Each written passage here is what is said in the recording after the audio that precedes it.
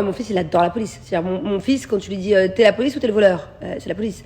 Quand il a des Playmobil et qu'il joue au policier voleur, il adore. Il adore la police, mais du coup, il est très. Ouais, il a pas peur, mais. C'est marrant. Et une fois, carrément, pareil à Deauville. À Deauville, ils m'en ont fait voir de toutes les couleurs cet après-midi-là.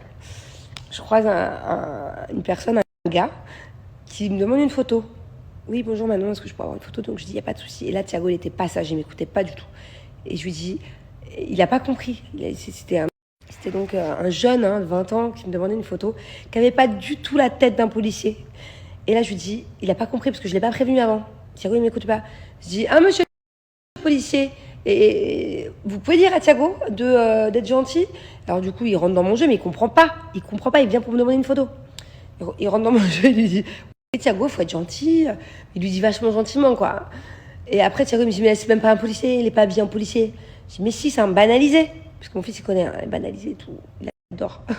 C'est un banalisé, là, tu vois pas. En fait, il est en pleine mission d'espionnage et tout. Bref, il est rentré dans mon jeu. Après, enfin, le mec, il est rentré dans mon jeu. Thiago, il y a cru. C'est passé comme une lettre à la poste. À la poste. Donc, attendez, je vais vous montrer sur YouTube.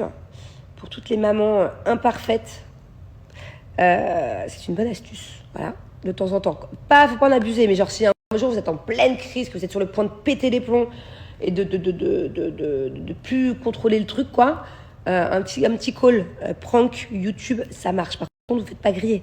Quand vous appelez, mettez bien le téléphone comme ça, qu'on voit pas l'image YouTube. Parce que moi, mon fils, si un jour il voit ça, il voit que c'est sur YouTube, il va comprendre que c'est pour de faux. Surtout, montrez pas l'image. Et faites gaffe. Souvent, il y a les pubs avant. Donc, si vous êtes pressé dans le jeu, que vous voulez le faire, faites gaffe, il n'y a pas de publicité. Vous voyez ce que je veux dire? Zappez skip la pub. C'est où la YouTube? Et c'est mieux que le loup. Il y a des mamans qui disent attention, je vais appeler le loup. C'est mieux que le loup.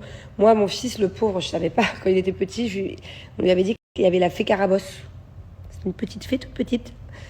Et parce que moi, j'adore les fées. Il adorait la fée Clochette et tout. On lui avait dit qu'il y avait la fée Carabosse qui était un peu moins gentille. Si par exemple, à l'époque, il voulait pas dormir. Et ça, par exemple, je regrette un peu, voilà.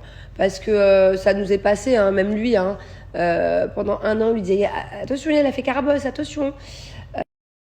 Il faut dormir, il faut ci, il faut ça. Et au final, c'est pas terrible. Donc je préfère faire le coup de la police, au moins ça existe pour de vrai. Et au moins, ça lui apprend, même plus tard, je suis désolée, de bien se comporter. Parce que sinon, voilà, d'être gentil. Et de ne pas faire de bêtises. Mais après, fait Carabosse ou le loup, attention, je vais appeler, je sais pas vous, c'est quoi vos astuces, si vous en avez, mais ça, je suis bof. Et d'ailleurs, je lui ai avoué à Thiago, il y a pas longtemps, il y a 6 mois, 1 an, ça faisait longtemps que je lui parlais plus de la fée Carabosse, mais qu'elle n'existait pas. Je lui ai avoué et tout, parce que je me suis dit, bon, c'est jamais qu'au final, il réfléchit encore à ça, plus grand. Non. Et pour Angelina, je le referai pas, ça, parce que voilà, même si c'était une toute petite fée, qu'elle est quand même un peu mignonne, mais qu'elle s'appelle Carabosse, c'était pas terrible. Bon, je vais vous montrer celle en français, mais moi j'utilise plutôt celle en anglais en fait. Je vous montre, en fait là, il y en a plusieurs sur YouTube, il y en a qui sont pas terribles. Celle-là elle est bien. Voilà. Je vais vous montrer ce que ça donne. À mon avis, vous connaissez, parce que je vois que toutes les vidéos, elles ont des millions de vues. 8 millions, 12 millions, 22 millions.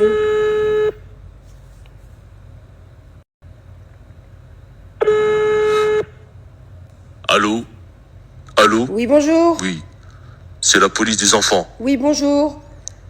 Oui. Je vous appelle parce que Thiago, il est pas sage. Je vous appelle parce que Thiago, il est pas sage. Quoi? Des bêtises? Oui, des grosses bêtises. Bon, après, encore une fois, moi, je l'utilise vraiment hyper rarement. Quand je vois que c'est la grosse crise et que c'est un peu ingérable, incontrôlable, et que ça part dans les cris ou dans les pleurs et tout, pour essayer de direct calmer la situation, et au bout de 5 secondes, tout le monde redescend, tout le monde s'apaise. Moi, je sais que ça marche. En tout cas, c'est ce que je fais. Mais je préfère celle en anglais quand même, celle-là. Je vais vous montrer. Mais bon, c'est plutôt quand t'habites à Dubaï en anglais. Attends, je vous remets un peu en arrière. Mais je trouve que c'est vachement bien fait quand même. What is the problem?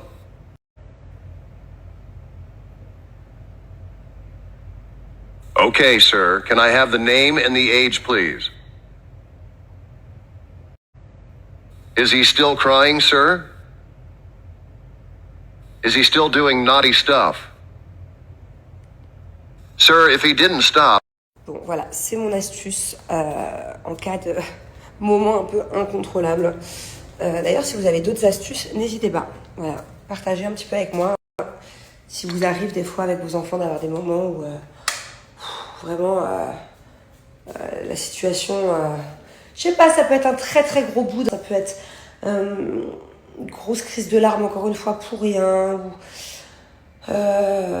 des caprices, parce que moi encore une fois il y a plein de qui disent oui des caprices, si les enfants ça n'existe pas, bah, moi je pense que si, mais bon.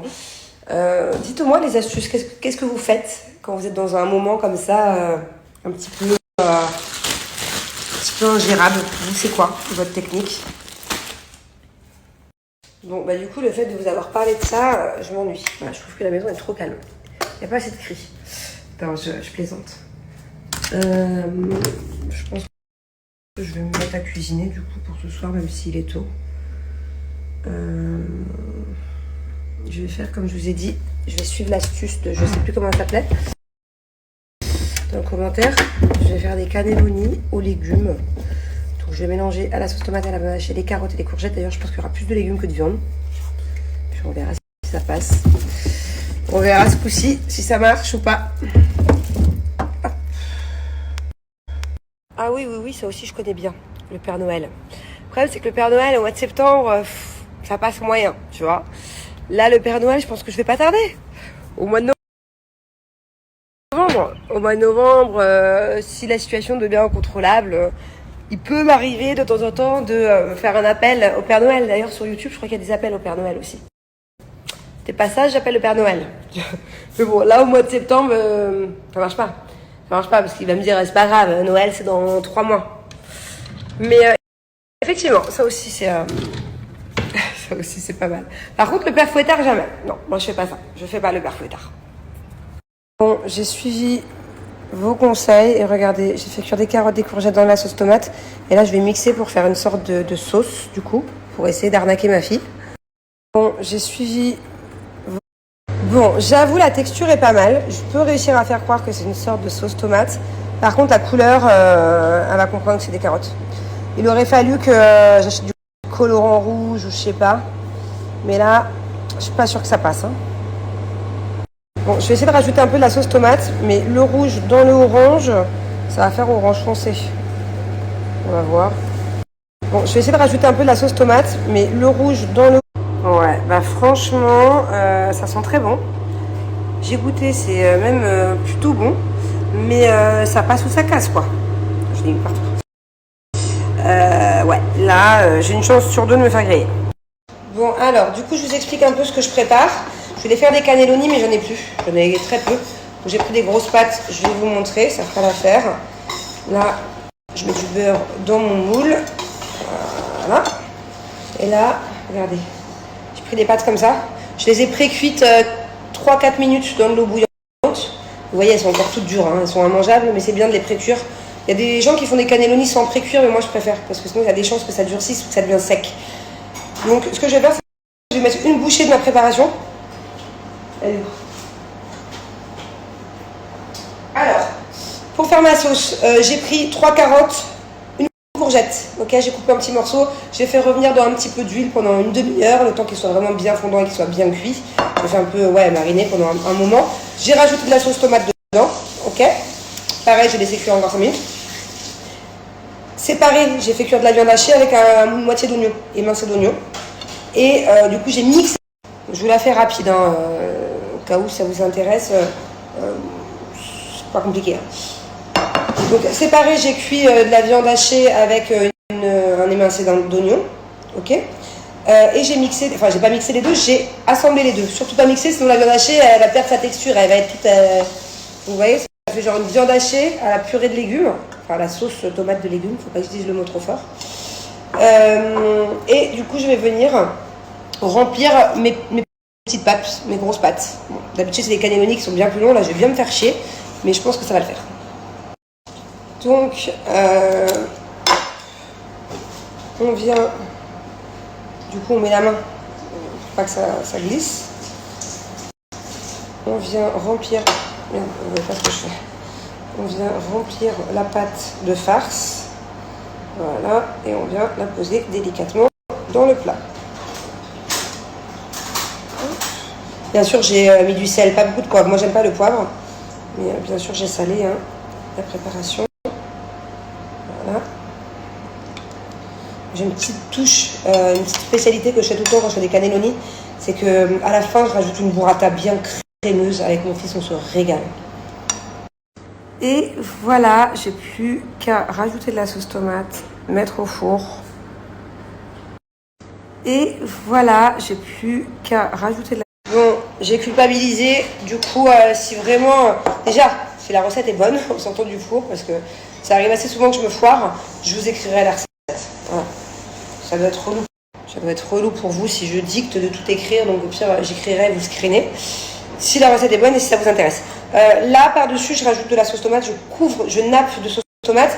Moi, il faut savoir, comme ça c'est un coulis de tomate basique qui est assez connu à Dubaï. Voilà. Et moi, il faut savoir que cette sauce tomate-là, de Barilla, je ne sais pas si vous la connaissez, ricotta, je l'utilise tout le temps. Elle a un petit goût en plus que les autres sauces tomates. J'adore la ricotta, moi. Du coup, même quand je fais une bolognaise classique, des cannelloni, peu importe, quand il y a de la sauce tomate, je rajoute toujours un tiers de comme ça. Je ne mets pas que ça, parce que ça peut vite être très ricotta. Donc je mets toujours 2 tiers de sauce tomate normale et 1 tiers de ricotta que je mixe. Donc ça, c'est vraiment mon quotidien quand je fais une sauce tomate. Voilà, donc je vais mélanger. Hop. Et je viens recouvrir le tout. Surtout qu'il y en ait bien partout, parce que si vous faites l'erreur qu'il y ait un cannelloni ou une grosse pâte qui n'est pas recouverte, elle va cramer direct. En plus, je viens de m'apercevoir en ouvrant le placard derrière moi que j'avais 4 boîtes de cannelloni. N'importe quoi. C'est pas grave. Bon, ça change un peu. Hop. Et là, ouais. On en met bien partout. Sinon, c'est le carnage assuré. Allez, je vais venir mettre le tout dans le four 40 minutes. Bon, à chaque fois, moi je mets plus. C'est pas vrai, genre je mets au moins 45-50. Il faut quand même surveiller selon votre four. Et il y en a plein qui font leur cannelloni, qui mettent maintenant le fromage par-dessus, la mozzarella ou le gruyère ou le gouda ou peu importe. Moi je mets à mi-cuisson parce que j'aime bien quand il est bien fondant, pas trop grillé. Et en les mettant au four, je viens de m'apercevoir que sur le côté, il n'y a pas de sauce tomate. Donc ça veut dire que si je n'en rajoute pas tout. Et en les mettant au four, je viens de m'apercevoir que sur le côté, il n'y a pas de sauce tomate. Donc ça veut dire que si j'en rajoute pas tout... T'es prêt à faire une intervention spéciale? Oui, T'as tes coudières? oui, Tes genouillères? oui, Tourne-toi. Gilet pare-balles? oui. Il te manque quoi là? Matadou. Petite cagoule?